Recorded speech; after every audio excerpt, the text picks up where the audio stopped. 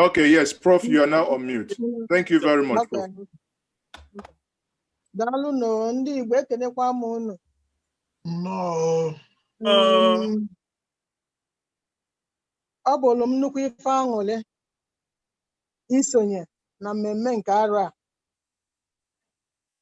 Mgbe Dr. Nnamdi Azikiwe pụrụ na kampọs wee kwuo ya, aṅụrị ju m obi nsị ndị ra na ndụ na m ga-esonye.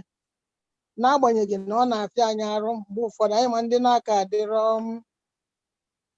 dijital isonyesi n'ife dị etu a, mana Arinze Chukwu na-enwere m ike wee sonye. O nwere ife na-adị mma ka na ụmụnne na agbakọ na ndị Igbo nọ na UK and Ireland na-enwe ememe dị etu a ọmaka. Wee sị na m ga-ekene unu. Nke na-atọkarịcha m bụ na oge m batara aka ebidoro, o nwere nwaanyị ibe m, inyom ibe m kene m nne, wee sị na ya bụ Vice President of Ohaneze wee kụja, wee sị na ọkwa ya bụ na ndị UK, Ohaneze UK dị gender sensitive iji wee mee nwaanyị Vice President. Maka na anyị ncha niile bụ aka nri na aka ekpe. Aka nri kwa aka ekpe ọ dị ọcha, mana ofu aka na-akwụ onwe ya ọ dị adị ọcha. So ana m ekene ndị Ohaneze UK and Ireland nọ nnukwute ife ọma ka unu mere ka ndị ọzọ wee soro unu wee mụta. Ana m ekenekwa mbọ unu na-agba ịchịkọba ndị Igbo be anyị, unu ncha niile bi ebe anwa. A sị na gidigidi bụ ugwu eze. Biko unu gaanụ n'iru na-achịkwa n'onwe unu, welu n'ofu unu na-ekwu ka ọ ga-abụ ife ọbụla mee unu agbachielu nwanne unu. Mana ọ bụrụzikwa onye je eme nke na-adịrọ mma agbachieli ya. Ndụmọdụ dị nke onye na-eme ya mebe ife ọ ga-akwụba aka ya ọtọ, ka ọ ga-abụ echi nsogbu ama adapụta achọba ndị ga-abịa gbachiri gị. Ana m ekene ndị niile tinyere anya ewee chịkwa ife a na ọmaka, na-asịkwa unu biko unu lotenụ akụ lue ụlọ nọ ife anyị na-ayọ na be anyị bụ anyị Igbo. Ọ dị mma ka anyị bịa na-emeri ya. Anyị na-eje na-emeghesi obodo ndị ọzọ. Biko unu ka anyị nata n'ụlọ. Ife ọbụla ị na-eme iwere ọbụgodo ekenye ụzọ ịtọ, ofu ụzọ na ụzọ ịtọ, ịbịa mebie na be anyị, ọ na-enyere anyị aka. Ọ eziokwu na a ga-asị ife anyị ji alụ ọrụ anwa ọ dịkwa. Unu afụgo n'ife nọọsụ na-eme na Nnewi. Onye ọbụla na-ego moto na-abịa Nnewi. Onwe plant dịbe ebe a bụ mba nya ka anyị na-ele ịnọsị n'anya wee na-ebunata akụ anyị ụlọ nwobele nwobele.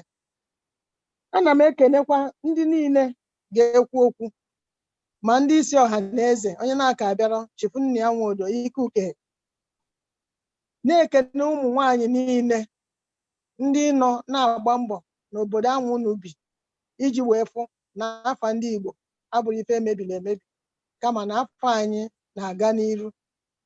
Maka na onye si na ọ chọrọ ịbụ onye Igbo, ebele ka m na-emere onye anwa. Ụwa m ụwa ọzọ aga m abụ onye Igbo. Nke kali nke aga m abụ onye afọ Igbo. N'afọ Igbo ka amụ m n'Ebonyi steeti ewee nụbazia m n'Ọnịcha. Ụwa m ọzọkwa Igbo ka m ga-abụ. Daalụnụ. Wee si biko unu onye ọbụla jiri nwayọọ na omume ajọ omume adịrọ mma. Ife ọbụla ị na-eme lota na afa ndị Igbo dị na ya. Unu afụgo na emere a na-akpaka ma ọ bụrụ onye Igbo ekwube, mana ọ bụrụ ndị ọzọ achọọ ịbịachie nya ka anyị na-ezere onwe anyị wele nnekwute afọ anwa ndị nna nna anyị farapụla anyị wee na-ebie n'ebe ọbụla anyị bi. Daalụnụ. Eji m aka na ife niile a ga-eme tata ga-aga nke ọma. N'ikpeazụ anyị ncha niile ewere ọṅụ wee na Chukwu gọzie ife niile a ga-eme tata n'aha Jizọs. Amen. Thank you, Professor. Professor, thank you, Imeka. Oche dike chwaja. Odike weria hanyandi monaka. Yeah. Thank you very much. Amarom Chairman Onwelu Onyozo. Governor Obaseki, Biko. Okay, Biko, we want to use the opportunity to invite His Excellency, the Executive Governor of Edo State, His Excellency Governor Godwin Obaseki. Governor Obaseki, please, can you, if as long as he's here, I haven't. Unmute is there. Okay, yes, I can see him, sir. Can you unmute yourself, sir? You have now been granted the, yeah.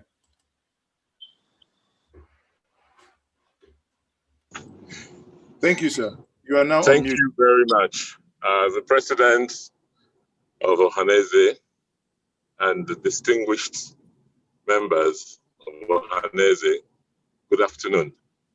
I want to thank you for inviting me to give a goodwill message on this historic event.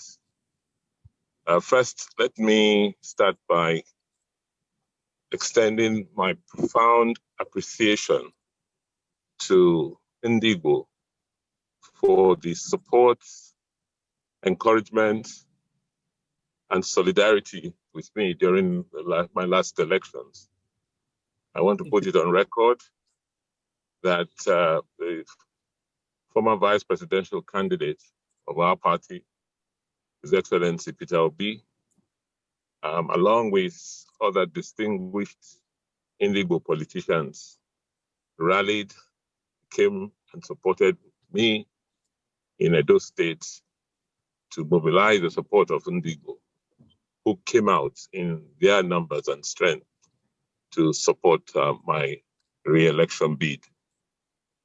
I also want to use this opportunity to stress that as a country, we are at an inflection point where all ethnic nationalities must come to the table to discuss the future of our country.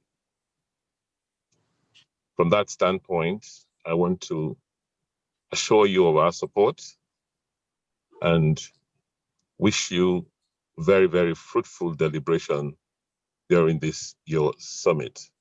Once again, thank you very, very much and have a very, very fruitful deliberations. Thank you very much, His Excellency Godwin Obaseki. We are grateful to have you here, and we are also grateful that you are the first governor within the southern region that has finally, with a very long nailed down Godfatherism, that Godfatherism is now considered dead and buried in the south, in the southern part of Nigeria. And I know you fought gallantly, and with our prayers and with our support, you were able to conquer. And we here will say thank you once more, and we believe that the trust the people of Edo State have given you, that within the next 4 years, they would have cause to say, yes, we made the right choice. Mr. Governor, thank you once more for joining us. Nnamdi Azikiwe, please.